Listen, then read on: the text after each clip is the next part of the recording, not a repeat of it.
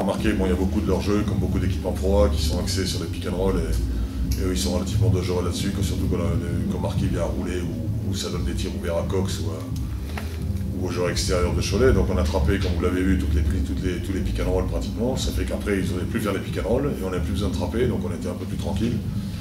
Voilà, on a fait de l'alternance de défense, mais Cholet le fait aussi. D'ailleurs, il n'y a pas beaucoup d'équipes qui le font en France. Donc, on voit que c'est deux équipes qui alternent un peu les défenses et les défenses souterraines. Voilà, on ne s'est pas fait peur globalement sur ce match. On a été relativement serein. Je crois que le banc a répondu présent, même si effectivement j'ai deux jeunes joueurs qui ne rentrent pas beaucoup. Et voilà, mais bon, on est là pour gagner les matchs aussi. Donc, ce sont des choix. Hein, donc, voilà, en plus, Clint Capella était malade aujourd'hui. Donc, c'est pour ça qu'il était un peu moins en vue, mais il faut souligner l'excellent apport de Jbam et de Brockman ce soir au niveau du rebond, et même au niveau de la marque, parce qu'ils ont quand même énormément apporté. Et voilà, après, on a une équipe, comme je le dis souvent, hein, je ne suis pas inquiet sur notre attaque, on a la meilleure attaque du championnat, on arrive tout le temps à marquer des points, ce qu'on n'arrive pas à bien faire, c'est à défendre de temps en temps. Encore une fois, on a des joueurs de talent, les joueurs de talent ne sont pas les plus réputés pour être des charognards en défense. Donc, on ne peut pas tout avoir non plus, et puis en plus ça correspond bien à ma philosophie, je préfère marquer un panier de plus que d'en prendre un de moins, donc voilà, et puis je pense que les matchs comme ça fait revenir les gens au basket, ça remplit les salles, et j'en suis le premier content. Chris est un joueur extrêmement talentueux qui n'a pas encore donné sa pleine mesure malheureusement pour moult raisons, parce que c'est un rookie qui vient d'arriver, il ne connaît pas le championnat, etc., etc.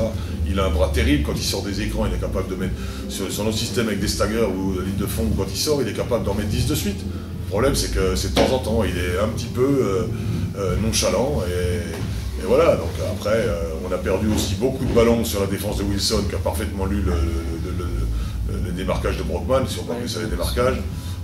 Donc ça, mais je suis content que ça arrive, comme je l'avais dit, je suis content que ça arrive, parce que ça nous permet de travailler derrière. Et pas refaire deux fois les mêmes erreurs. Quand on s'est fait prendre comme ça plusieurs fois, j'espère que dans la saison, plus jamais ça arrivera.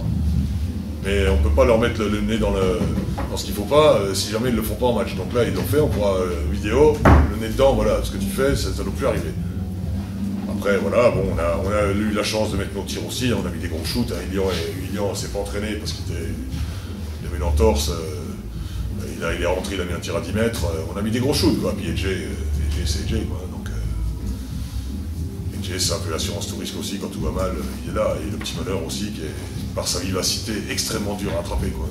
Mais je suis content pour Jbam, je suis content pour Job parce qu'il travaille. Jbam est certainement un des plus gros travailleurs de l'équipe. Et ce soir, il a sa récompense.